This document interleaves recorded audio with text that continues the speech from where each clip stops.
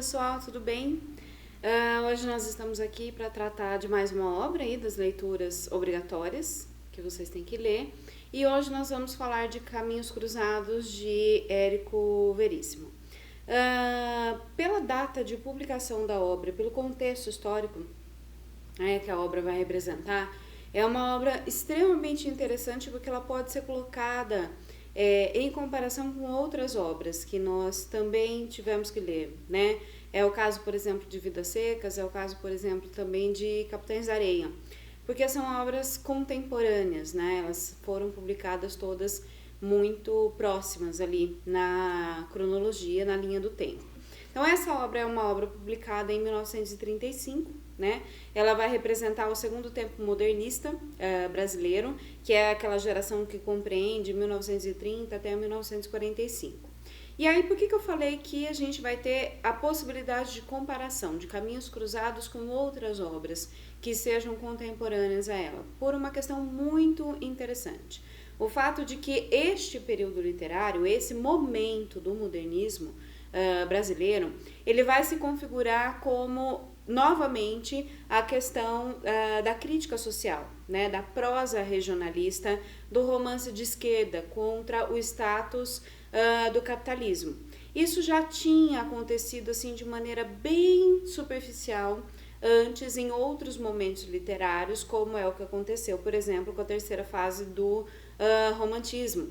Para quem já me ouviu falando sobre isso, ou já assistiu aos outros vídeos aqui, em outros momentos eu já discuti a respeito disso. O fato da gente ter, então, terceira fase do romantismo, realismo, naturalismo, parnasianismo e simbolismo, todos eles praticamente coexistindo ao mesmo tempo e cada um deles explorando a realidade social, né, que nos cercava de uma maneira diferente.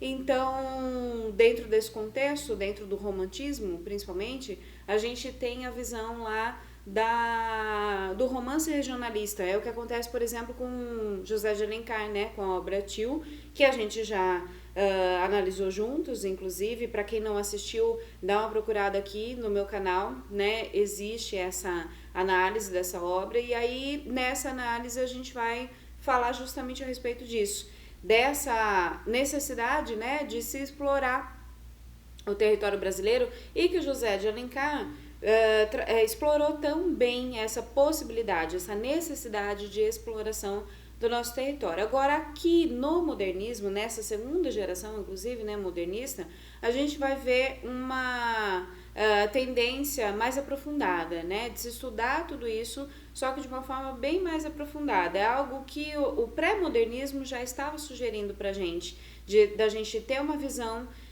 mais profunda a respeito daquilo que construiu o Brasil de fato, né? Eu costumo dizer sempre, para quem também já assistiu a alguma outra análise minha, que tenha esse contexto também, eu costumo dizer sempre que o pré-modernismo é o movimento literário que se propõe a explicar o Brasil para o Brasil e pelo Brasil. Então, a oportunidade que a gente tem de verificar do que o Brasil é feito, né? Quem é esse povo brasileiro de fato? E aí, quando a gente chega lá na segunda fase do modernismo, que é esse momento agora que a gente vai discutir, a gente se depara com uma realidade muito injusta, né? Muito cruel. É o que a gente vai ver em Vidas Secas, do Graciliano Ramos, é o que a gente vai ver em Capitães da Areia, do Jorge Amado, e em tantas outras obras que a gente possa analisar e que representem esse mesmo período. Só que daí a gente se depara com essa obra incrível aí do Érico Veríssimo, Caminhos Cruzados. Há quem diga que não gosta da leitura e há quem diga que gosta muito, e há também aquele que se coloca na posição de indiferença. Só dá pra gente se colocar nessa posição de indiferença em relação à obra se a gente não tiver compreendido de fato qual é a essência dela, tá? Então, pelo próprio nome, né, pelo nome sugerido aí pelo autor, a gente tem um cruzamento de histórias diferentes, né, uma associação de histórias diferentes e que nos conduzem a uma linha geral, né, a um fio comum aí de histórias.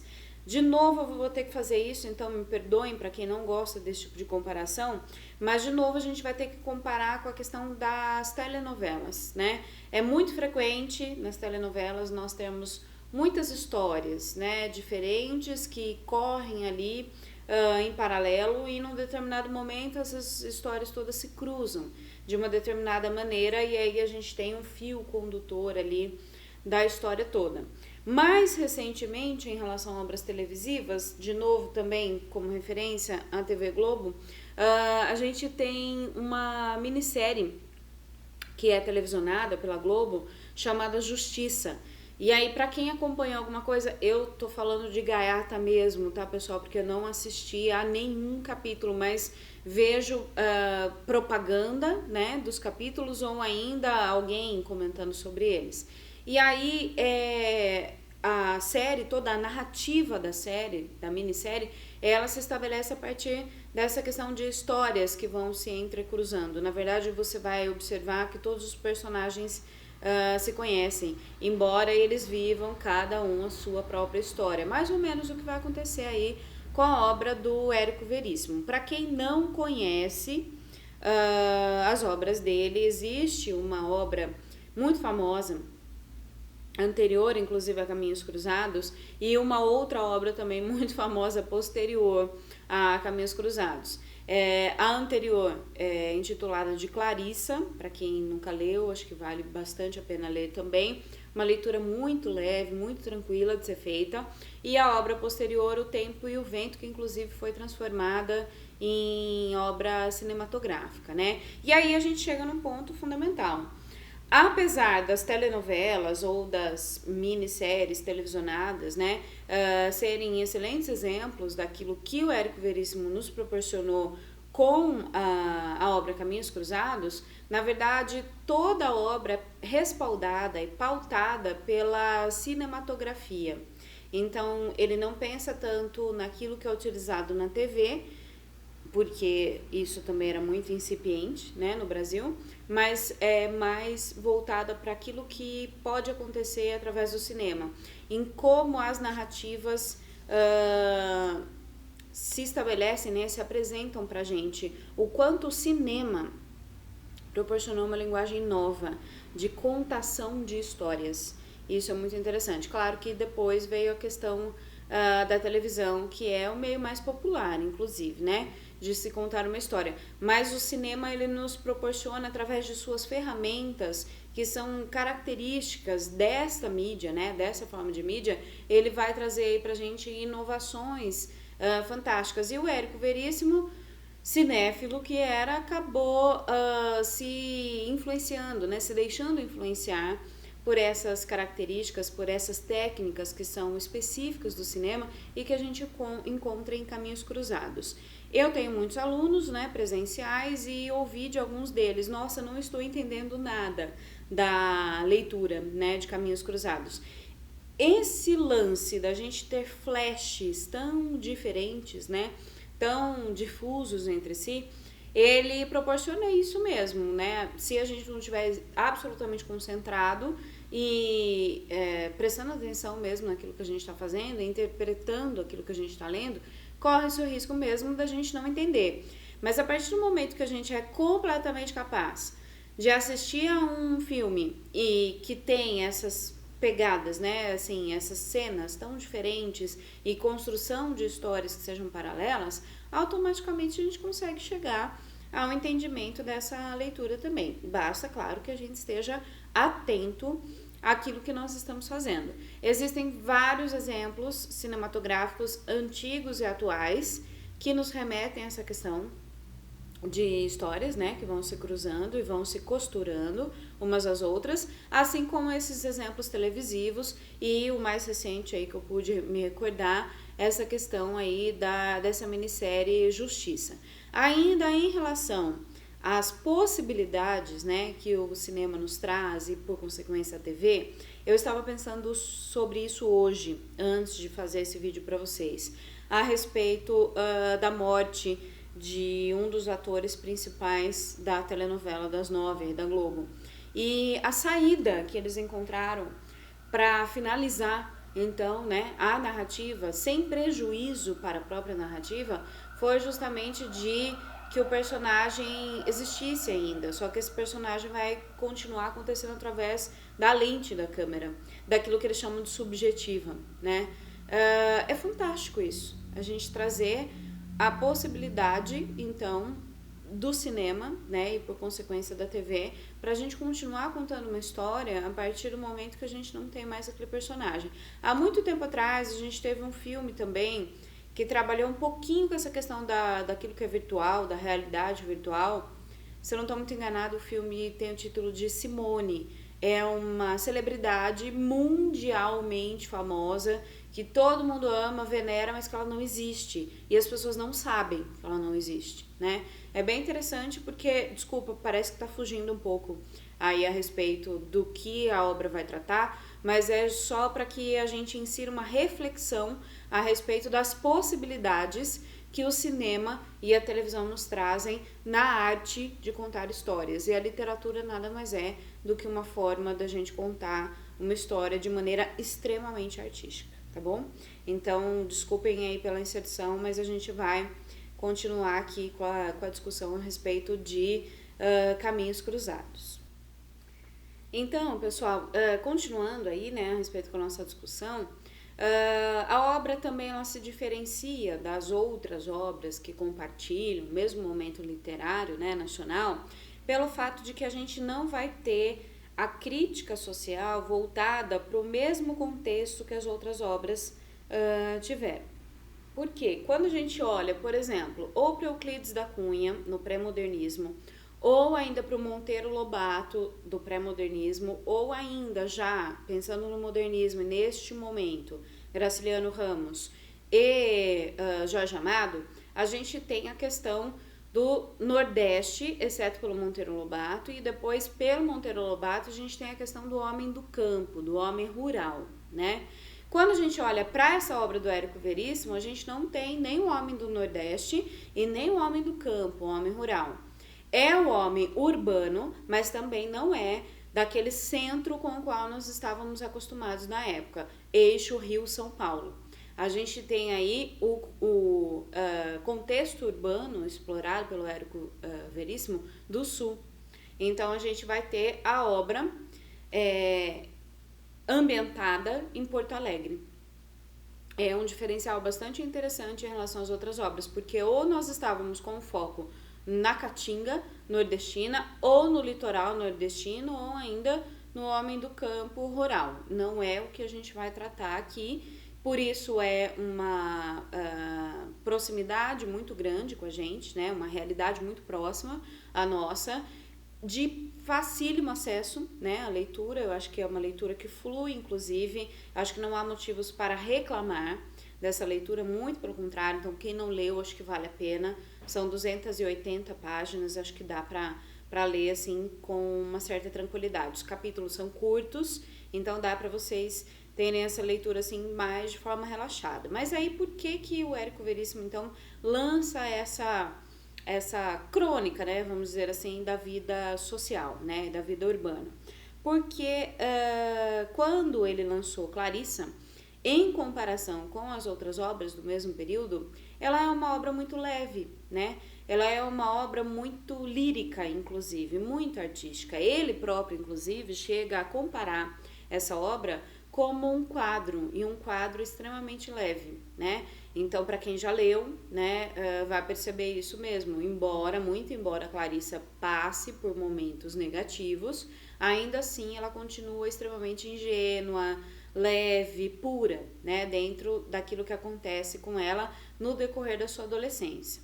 Quando a gente olha para Caminhos Cruzados, é justamente como se fosse uma resposta do Érico Veríssimo, no sentido de que, como se ele estivesse dizendo assim, olha, eu também sei fazer algo que seja mais profundo, né? Eu também sei fazer algo que seja mais reflexivo. Essa é a palavra mais importante, porque quando a gente lê Caminhos Cruzados, nós somos automaticamente encaminhados para uma reflexão. E aquela reflexão de sempre, né, a respeito do nosso comportamento dentro da sociedade, o quanto a sociedade impõe padrões pré-estabelecidos para nós. Tanto é que aquilo que permeia todos os personagens é o fato do quanto os nossos sonhos são tolhidos, né, pela sociedade. Nós temos aquilo que nós chamamos de soco da realidade. Quando a gente olha para Capitães da Areia, a gente tem isso muito, embora os meninos, de uma certa maneira, né, até um certo momento, eles consigam realizar os seus sonhos, mas em Vidas Secas a gente tem ali a percepção máxima do quanto os nossos sonhos não podem ser realizados. E aqui em Caminhos Cruzados vai acontecer a mesma coisa. Os nossos sonhos, eles são, então, travados de uma certa maneira, né? Por conta da realidade em que nós estamos inseridos. Então as coisas vão acontecendo e vão então minando, né, matando os nossos sonhos, as nossas possibilidades de realização desses sonhos. É isso que a gente vai entender. E tudo isso, de novo, pelas questões capitalistas, né, pelo ideal que o socialismo vai representar pra gente na época, né, nessa época aí. E aí a gente tem essa possibilidade aí de discussão. Então, o que acontece? Érico Veríssimo, ele é tradutor de uma obra de Aldous Huxley, e aí essa obra que ele traduz, chamada Contraponto, ela vai servir de influência fortíssima para aquilo que o Érico Veríssimo vai trazer para dentro da obra. De novo, ele próprio reconhece isso em alguns momentos, né, de que, olha, leitor, se você estiver lendo Caminhos Cruzados e estiver lendo Contraponto e achar que sejam coisas muito próximas, né, parecidas, aconteceu isso mesmo. Por quê? Porque eu sou tradutor, né, da obra no Brasil e acabei me influenciando por essas discussões que foram trazidas pela obra. Então, pessoal, a respeito de Contraponto e Caminhos Cruzados, inclusive a gente pode ter essa correlação do próprio título, né? Porque o contraponto são os pontos em que há cruzamento e Caminhos Cruzados vai nos remeter à mesma ideia, portanto, né? Outra coisa interessante é o fato da estrutura de contraponto ser encontrada também em Caminhos Cruzados. O que é isso? Primeiro, o fato da gente ter uma relação com a música muito próxima, né, o tempo todo. É algo também muito característico do que acontece na TV e no cinema, de uma forma geral. Mais na TV do que no cinema, embora isso também aconteça no cinema. Então, a gente tem, por exemplo, personagens que estão associados a determinadas músicas. Na televisão, quando a gente conhece a trilha sonora de determinado personagem ou de determinada situação, toda vez que a gente escuta aquela música, nós somos remetidos àquele personagem, àquela situação. Temos infinitos exemplos que vocês com certeza têm, né? No cinema também. Então, quando a gente pensa, vou dar exemplos bem idiotas, tá? Mas quando a gente pensa em Titanic, a gente lembra da Celine Dion. Quando a gente pensa lá na saga Crepúsculo, a gente lembra da... esqueci o nome da pessoa que canta a música, mas é uma música que todo mundo lembra. E aí, automaticamente, a gente tem essa associação da estrutura musical. Outra questão importante de contraponto que vai aparecer é a ausência de um protagonista. Como nós temos muitas histórias se entrecruzando, não existe um personagem principal, né? Para nós também é bem óbvia essa ideia. E por último, o próprio cruzamento das histórias, que é algo que aparece em contraponto também. E aí, pessoal, quando a gente pensa em cruzamento de história, nós temos associações e cenas que nos remetem muito à transição de cena, tanto no cinema quanto na TV.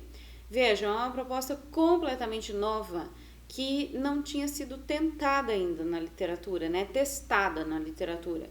Então, respondendo aquele nosso questionamento típico e que toda vez acontece, de que por que tal obra é considerada referência, por que ela foi cobrada de mim, né, a leitura.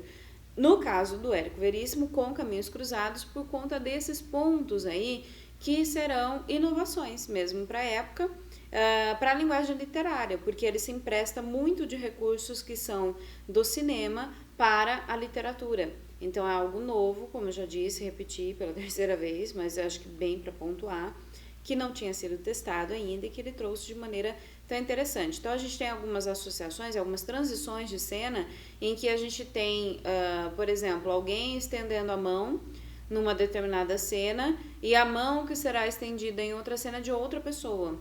porque já trocou a cena. Isso a gente vê muito na TV, né? As transições de cena acontecendo de maneiras assim bem inesperadas, né? Bem novas. Nós não esperávamos por aquilo, por aquela associação, e aí a gente tem, e isso é bem interessante a gente observar isso na obra. Pensando que é uma obra que vai levar em consideração aquele contexto de crítica social, a crítica também vai acontecer aqui em Caminhos Cruzados. Porém, de forma mais leve, não tão agressiva quanto a gente vê, por exemplo, nas críticas sociais de Machado de Assis ou do Eça de Queiroz, ou ainda mesmo quando a gente pensa em Graciliano Ramos ou Jorge Amado. É uma crítica bem mais leve, bem menos agressiva, então a crítica ela vai se desenhar da seguinte maneira pra gente. Aqueles personagens que são tidos como idiotas, né, como pessoas ruins, são aqueles personagens favoráveis ao capitalismo. E aqueles personagens que são defendidos, né, pelo nosso narrador, são os personagens que são contrários, né, a essa proposta que o capitalismo sugere pra gente dentro da sociedade. Isso é também interessantíssimo da gente observar dentro do contexto, né, da obra, porque, como eu disse, né, embora seja uma crítica social, essa crítica ela é mais velada, ela não é tão escancarada assim, né? É um narrador que também pode ser classificado como satírico por conta disso, mas ele não é agressivo. Existe ainda uma leveza no olhar do Érico Veríssimo em relação ao que está acontecendo com a sociedade. Não é aquela ingenuidade de Clarissa, mas também não é cruel, né? Como a gente pode observar em outros autores. Inclusive por isso, talvez seja que seja tão fácil, né, ler as obras do Érico Veríssimo, que elas sejam tão populares também, por conta dessa questão da leveza. Então vamos à história, de fato, de Caminhos Cruzados. A gente tem uma história que é contada pra gente de diferentes personagens, todas essas histórias contadas ao mesmo tempo, histórias que se entrecruzam, como a gente já falou, mas de um curto período de tempo. A gente também está muito acostumado a pensar em longos períodos, né, que são retratados pra gente nas obras. Aí o período retratado é de sábado até quarta-feira. Então a gente tem sábado, domingo, segunda, terça e quarta, 5 dias somente que são retratados pela obra. Isso vai fazer com que a obra não tenha um fim, né? Então a gente fica inclusive naquela expectativa de que será que deu certo, será que funcionou, como será que foi o desfecho dessas histórias. Essa é também uma visão muito interessante, porque a gente está muito dependente de começo, meio e fim, né? E aí a gente vai observar que determinadas histórias elas não se fecham. Algumas sim, alguns desfechos acontecem, mas algumas ficam em aberto mesmo para a gente desenhar, né, o nosso final e a gente esperar. É o que acontece, por exemplo, com o conto Amor, né, da Clarice Lispector. Muitas pessoas falam, e aí, né, o que será que aconteceu com a Ana? Será que ela voltou ao seu estado original de inconsciência, né, social, ou será que ela continuou, né, com aquelas angústias, aquelas reflexões? Não dá pra gente saber porque é um conto, né, ela não tem fim, né, não existe algo que demarque o seu fim propriamente dito. Mas, enfim, voltando a Caminhos Cruzados, a gente vai observar que nessa trajetória aí, né, de 5 dias, a gente tem personagens que representam diferentes classes sociais. E esses personagens, eles estão em bairros diferentes, né, de Porto Alegre. Então, a gente vai ter aí a representação de cada um desses bairros, representando cada uma das classes sociais diferentes e aquilo que acontece, né,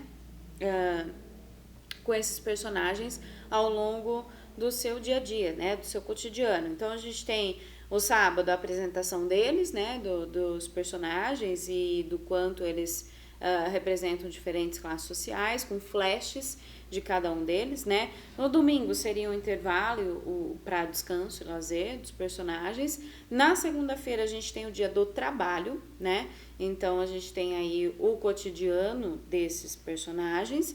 E na terça-feira a gente já vai começar a se encaminhar para alguns desfechos, como eu disse, não todos, né? E inclusive por ser um dia que vai se configurar como um dia completamente diferente dos outros, porque é um dia que amanhece chuvoso, né? Então vai trazer incômodo essa chuva para alguns personagens, para na quarta-feira a gente ter ali alguns desfechos e a data de aniversário de uma das personagens, a Dona Dodó, né? Então, o que os personagens vão trazer pra gente? Algo que eu já falei pra vocês agora há pouco, mais no início desse vídeo, a respeito do quanto a realidade impõe a impossibilidade de realização dos nossos sonhos. Isso a gente vai ver personagem por personagem, né? Nós temos a tendência da caricatura dos personagens. Isso é bem interessante, já apareceu em outros momentos da literatura também, né? Se a gente pensar lá no romantismo, a gente tem a questão da caricatura, no realismo a gente tem a questão da caricatura também, e aqui também vai aparecer isso. O que a caricatura vai denunciar pra gente? Uma profundidade psicológica muito superficial, né? Então, há uma pobreza, num certo sentido, psicológica dos personagens, porque eles estão ali como tipos sociais, só pra gente refletir sobre esses acontecimentos, né? E esses personagens são ferramentas para crítica social, sem dúvida, e de uma certa maneira representam o alter ego aí do Érico Veríssimo, né? Então, o primeiro personagem que a gente vai analisar é o professor Clarimundo, que inclusive tem um jargãozinho dele, né? Ele fala, ora, muito bem. Nós temos essa questão da proximidade, da linguagem também, né? Da identificação dos personagens também pelos seus jargões, pela sua linguagem. O professor Clarimundo é aquele cara que é extremamente culto, ele sabe tudo de tudo, mas ao mesmo tempo ele é muito desconectado da sua realidade, justamente por conta desses saberes, né, que são tão profundos e que tão variados, né, na sua qualidade, ele acaba sendo muito desconectado ali da sua realidade, né? Então, um personagem que é meio fora, assim, de contexto, que poderia representar, inclusive, um pouco daquilo que o Érico Veríssimo é e de como ele se enxerga, né? Depois, na sequência, a gente tem o João Benévolo.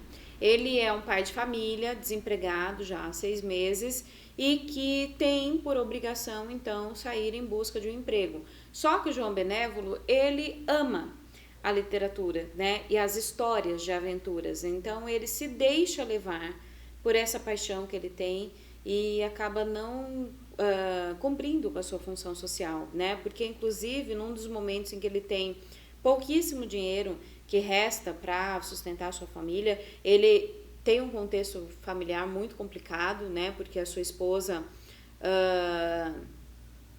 já está desgostosa com essa questão da falta de dinheiro e o filho deles é doente, então é um filho que exige dinheiro, a condição, né, na verdade, de saúde dele exige dinheiro e ele não tem como ser o provedor dessa família.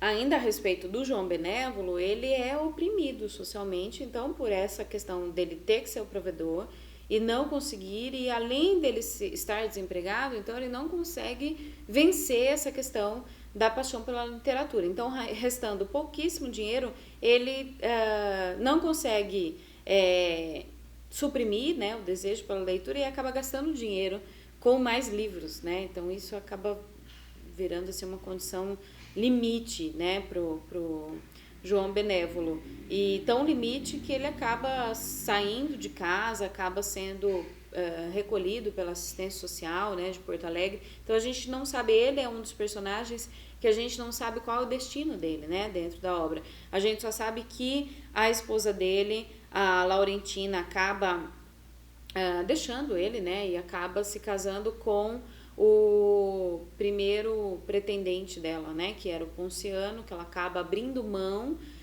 do Ponciano, que representaria segurança, né, estabilidade financeira, em prol da paixão, né, que ela sente pelo João Benévolo, mas ela percebe que a paixão não é suficiente, né, para garantir a sobrevivência dela e pelo seu filho também, que é o Napoleão, que é doente. A gente vai encontrar, inclusive, pessoal, ironia pelos nomes, né, aí dos personagens. Isso já apareceu na Unicamp em algum outro momento aí da vida. Não sei se na Unicamp ou na FUVEST, me perdoem se eu estiver fazendo confusão, mas com alguns dos nomes dos personagens lá do Vidas Secas, do Graciliano Ramos. O nome da baleia, por exemplo, né? Então a gente tem uma ironia por trás disso, desse nome que é utilizado, pelo fato de que ela é uma cachorra. Primeiro, o fato dela não ser de fato uma baleia. Segundo, o fato dela estar no ambiente seco, e baleia nos remeteria à questão da água. E por último, o fato de que baleia normalmente é associada a criaturas que estejam bem nutridas, e também não é o caso da cachorrinha baleia. Aí, no caso, a gente tem então o João Benévolo, que acaba se complicando, né, nessa questão do bem, né, do fazer o bem, e o fato do filho dele, né, da Laurentina, ser chamado de Napoleão, que tem um nome grandioso, né, que nos remeteria a uma grandiosidade, mas que é uma criatura extremamente frágil, porque ele é muito doente, né? Então a gente tem essa questão da ironia, não é só com esses dois personagens que isso vai acontecer, né? A questão da ironia do nome, mas é interessante da gente observar nesses dois. Depois a gente tem o Noel, que é outro personagem interessante pra gente analisar, porque ele é um personagem também totalmente desconectado com a sua realidade, com a realidade em que ele vive, e a falta de conexão, é interessante, acontece pela questão da leitura, né, da literatura. Não tomem isso como algo negativo, né, no sentido de que há um desestímulo para ler. Não é isso, mas por aquela questão da gente pensar que os personagens possam ser alter egos do Érico Veríssimo, pode ser que ele se sentisse dessa maneira, né? Desconectado com a realidade por esse apreço que ele tem pela leitura e pela literatura também. Então, o Noel, ele foi criado pela Angélica, né? A mãe do Noel não liga muito para ele, ela também é totalmente fora, né, da casinha. E só que ela é fora por outros motivos, pelo fato de que ela não é feliz no casamento dela, totalmente deslumbrada, né? E então ela não está ali interessada na criação do seu próprio filho. Ele acaba sendo criado, então, por uma pessoa que acaba alimentando nele esse desejo pela leitura, e ele gosta muito de contos de fada, né? Ele é muito apegado aos contos de fada, por isso que ele é desconectado com a realidade, e ele é inclusive uma pessoa inapta, né, para conviver em sociedade. Quem resgata o Noel dessa condição de alienação em que ele vive é a Fernanda, que é a única personagem assim mais correta dentro da nossa trama, né?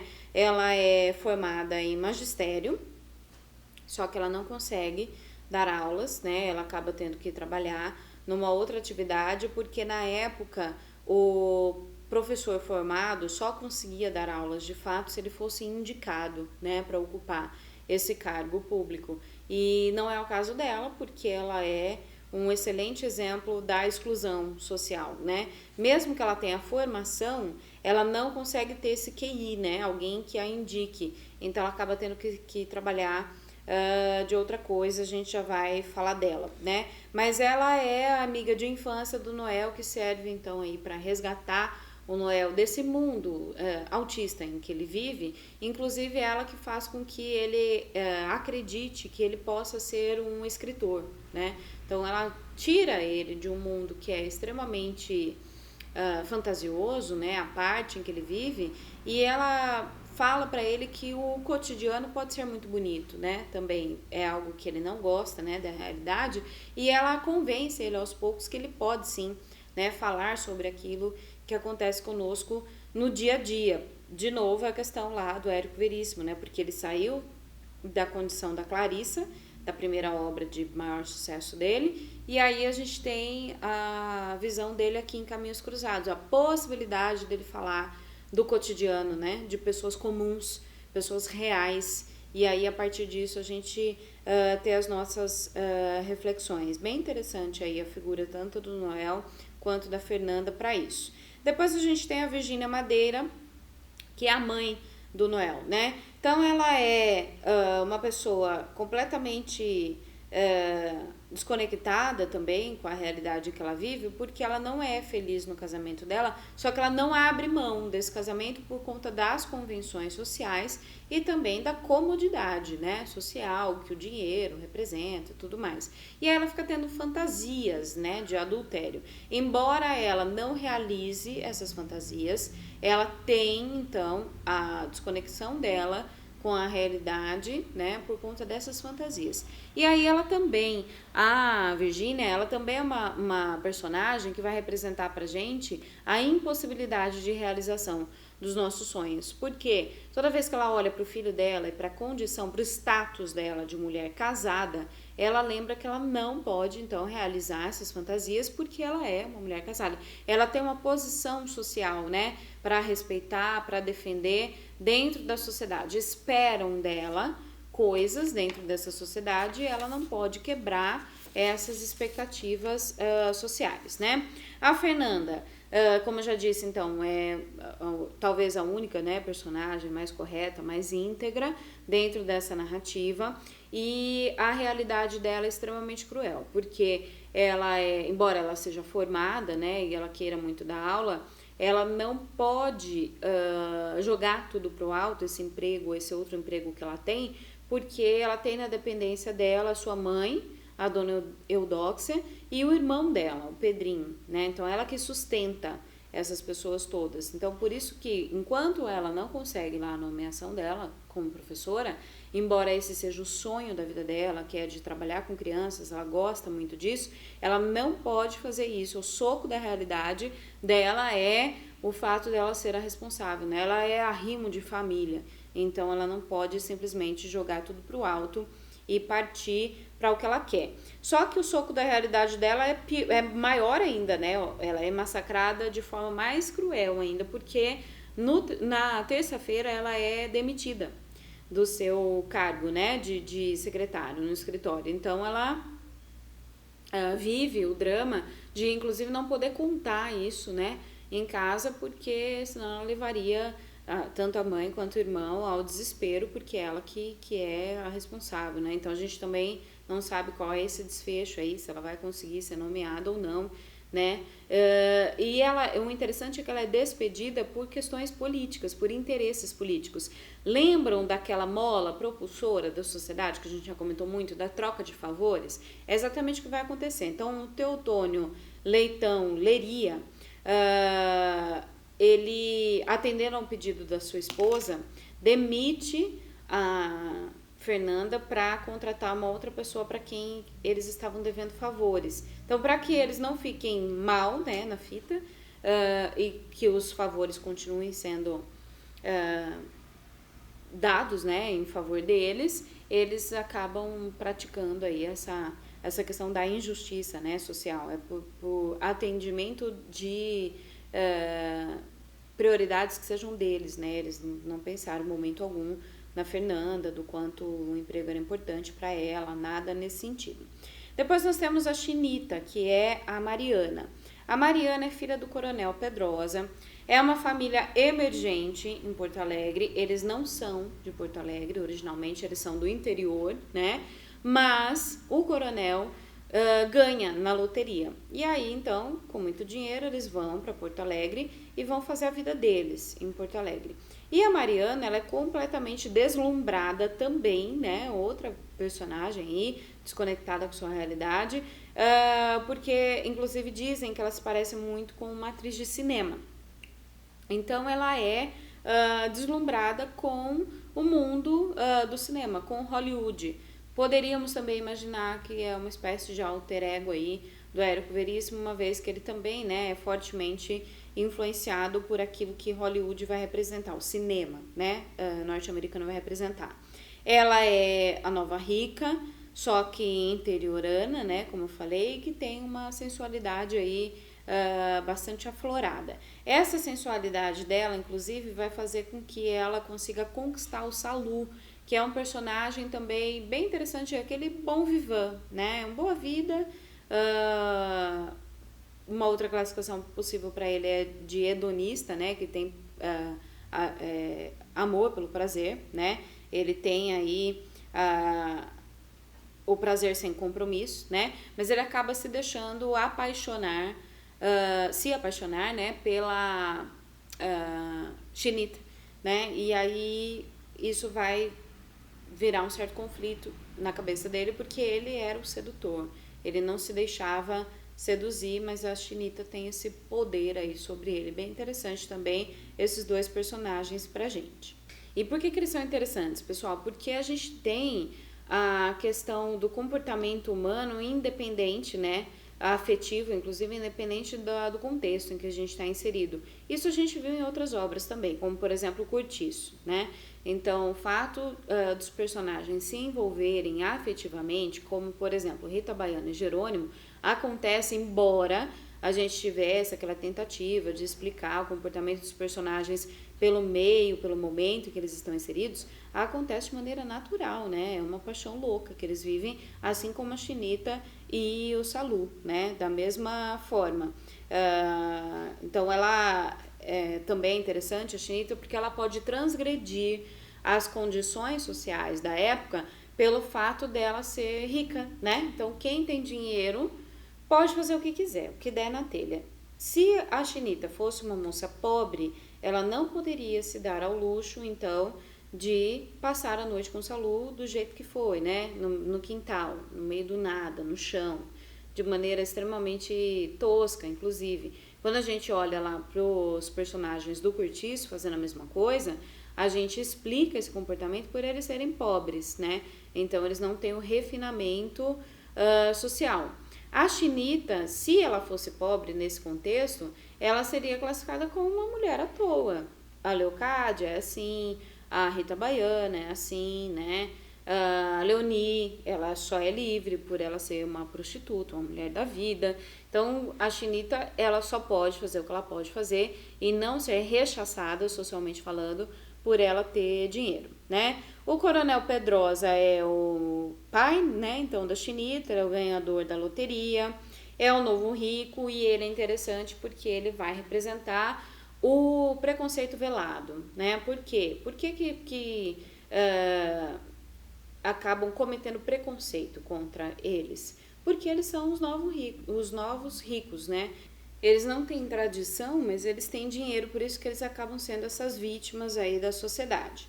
Em contrapartida, a gente tem o Teotônio Leitão Leiria, que inclusive o veículo deles, né, o carro dele, da esposa, Dona Dodó, acaba sendo um ponto de intersecção das cenas, né, porque vários personagens em diferentes momentos fazem referência ao tal do carro, que é incrível, maravilhoso, é um carro caríssimo mesmo para a época. Por que que isso acontece? Porque eles são ricos, né? Eles representam, então, a alta sociedade de Porto Alegre, só que ele é uma pessoa extremamente falsa e também que só tem dinheiro, né? Ele não tem valores pessoais, propriamente ditos, e nem cultura. Então, quando a gente olha para o Clarimundo, ele é uma pessoa extremamente esclarecida, né? Mas desconectada com a realidade por conta desse esclarecimento dele. Agora, quando a gente olha para o Coronel Pedro, para o Teotônio, desculpa, a gente vê essa questão de que ele tem dinheiro, mas o dinheiro não é suficiente para adquirir conhecimento, né, para ele, porque tanto é que o sonho da vida dele é ser um gangster, né? Ele tem, inclusive, muito gosto pela leitura dos grandes empresários norte-americanos, mas ele não consegue ler, né, essas coisas, porque ele acaba se distraindo, o foco dele, né, acaba se perdendo, então ele acaba não tendo conhecimento, de fato, né, ele fica preso ali somente às questões materiais. É aquela crítica lá inicial que a gente falou, que é uma crítica que não é cruel, não é agressiva, mas ela existe. Então, um personagem que é a representação máxima do capitalismo, porque tem muito dinheiro, é um tonto. É estranho isso, né? É um idiota. E os personagens que representam a classe trabalhadora, como a Fernanda, por exemplo, é aquele que tem o caráter, né, mais, assim, perfeito, né, possível, mais limpo possível, o ideal, né, ela está muito próxima do ideal que a gente espera de uma pessoa mesmo, né? É interessante a gente fazer essa observação da crítica social que está velada, mas ela está aí, né? Que então quem é representante do capitalismo é tonto e quem é a classe trabalhadora de fato são aquelas pessoas mais inteligentes, né? E mais capazes mesmo, né? Dentro da sociedade.